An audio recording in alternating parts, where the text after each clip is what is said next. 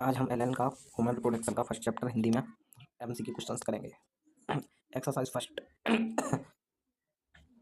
इसका आंसर है exercise first का फर्स्ट क्वेश्चन है, निम्नलिखित में से कौन सा पुरुषों का प्राथमिक लैंगिक अंग है? तो राइट आंसर टू वृषण। पुरुषों का एक द्वितीय लैंगिक अंग है, राइट आंसर शुक्रवाहक। शुक्रवाहिकाएं जोड़ी जाती हैं अधिवृषण वृषण को अधिवृषण से जोड़ती हैं। शुक्रवाहक और शुक्राशय की नलिकाओं के संयोजन से बनी सहनलिकाएं कहलाती हैं स्खलन नलिका। और निम्नलिखित में से किससे वृषण कोष उदर से संबंधित रहता है? तो इन्गुलर कैनाल से। मानव वृषण की क्रियात्मक इकाई है शुक्रजनक नलिकाएं। शुक्रजनक नलिकाएं बनी होती हैं जननिक उपकला से। मानव मानव में वृषण स्थित होते हैं अतिरिक्त उत्तरी गुहा में। मानव के वृषण कोष में रहते हैं, इसका क्या कारण है?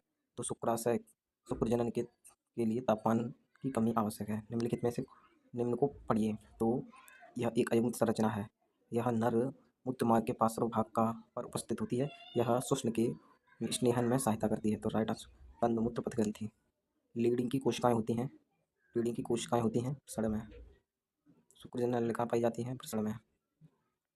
किस द्रावण में फ्रक्टोज पाया जाता है? तो शुक्राशय के। तो यह पुरुष का लैंगिक तंत्र है, इसमें मतलब डायग्राम पहचानिए। शुक्राशय और शुक्रवाहक की संयुक्त नलिकाएं, आंसर ए में नलिका है। वृषण का ताप उदर गुहा में कितना होता है? 3 सेंटीग्रेड। निम्नलिखित में से किस द्रावण में फ्रक्टोज और कैल्शियम कुछ प्रकीर्णक होते हैं? तो होता पुरुष सहायक ग्रंथि के, पुरुष की सहायक ग्रंथियों के। पुरुष जनन तंत्र की कौन सी ग्रंथि अयुग्मित होती है? अयुग्मित मतलब एक होती है, तो प्रोस्ट ग्रंथि है। क्या इसमें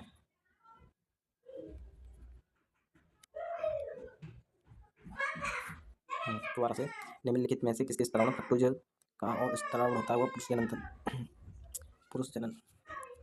में पुरुष जनन उपकला में उपस्थित होता है। अरे यार क्या होता है? पुरुष जनन उपकला में के पुरुष जनन तंत्र का कौन सा अयुग्मित है? वह प्रोस्टेट ग्रंथि अयुग्मित होती है। प्रवर्धन के दौरान शुक्राणु जनों को पोषण प्राप्त होता है सर्टोली कोशिका से। सर्टोली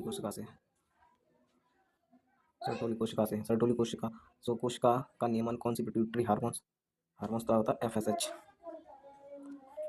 एफएसएच है, right answer to FSH.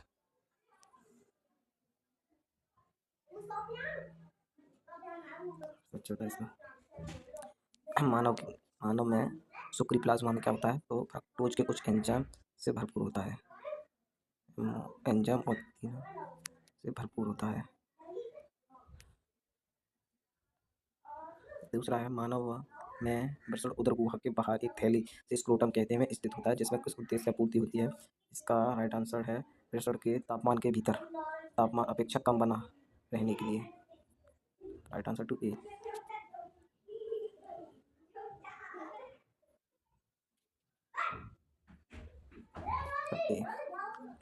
Next है फीमेल रिप्रोडक्शन सिस्टम। इसमें से आपको डायग्राम फर्स्ट देखना। एंडोमेट्रियम फर्स्ट है, सेकंड का ऑप्शन डायग्राम में देंगे। सेकंड एंडोमेट्रियम है, नहीं सेकंड क्या मेसोमेट्रियम, तो गलत हो गया पहला फर्स्ट।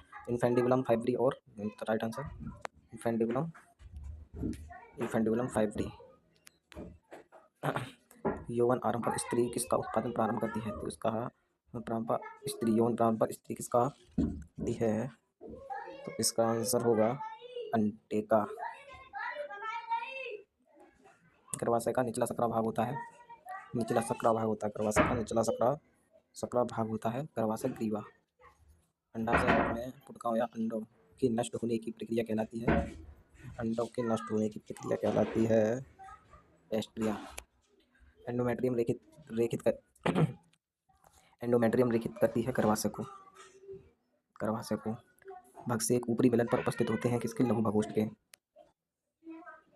भगोष्ठ के। निम्नलिखित में से कौन भग से संबंधित नहीं है? तो इसमें आता है अधिवृषण। स्त्रियों में प्रसव नाल है कौन सी? स्त्रियों में प्रसव नाल होती है योनि।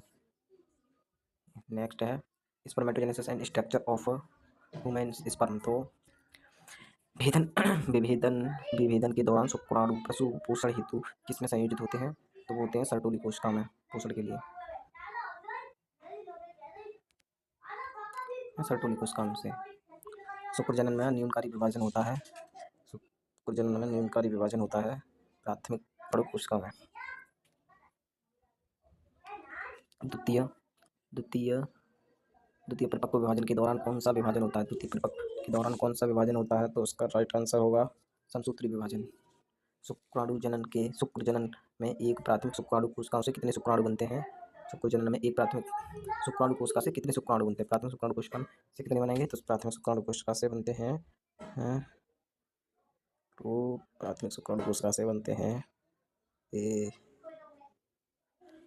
4 शुक्राणु। शुक्राणु जनन कोशिकाओं का वह स्थान कौन सा आयक्रम है जिसमें परिपक्व मानव छड़ा में शुक्राणु बनते हैं? तो इसका आंसर होगा शुक्राणु जनन कोशिका प्रसूति कोशिका शुक्राणु जनन। रुक जा,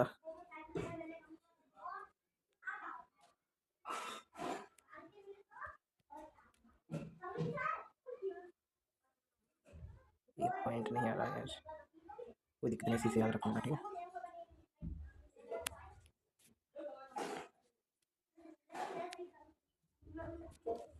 उसका से शुक्राणु का कौन सा भाग ऊर्जा कक्ष कहलाता है? ऊर्जा कक्ष मध्यखंड, ऊर्जा कक्ष खंड कहलाता है मध्यखंड। शुक्राणु का अग्रपिंड सहायक होता है। शुक्राणु को अंडाणु में प्रवेश के लिए भी होता है, शुक्राणु को गतिविधि के लिए नहीं होता है। शुक्राणु के प्रवेश के लिए एक परिपक्व शुक्राणु का शीर्ष बना होता है दो शीर्ष बना होता है लंबित केंद्रक और पिंड का। एक परिपक्व शुक्राणु में होते हैं केंद्रक, तारा केंद्रक, पूछ।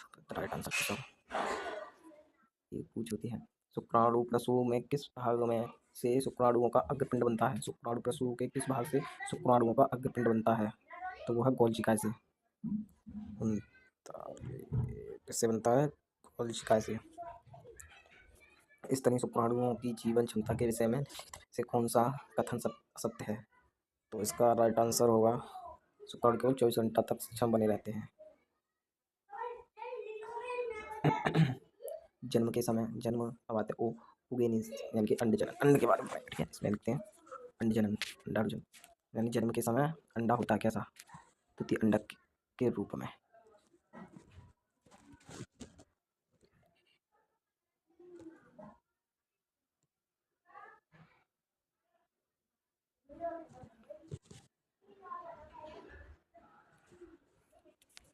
जन्म के समय अंडा होता है, जन्म के समय अंडा होता है प्राथमिक अंडक।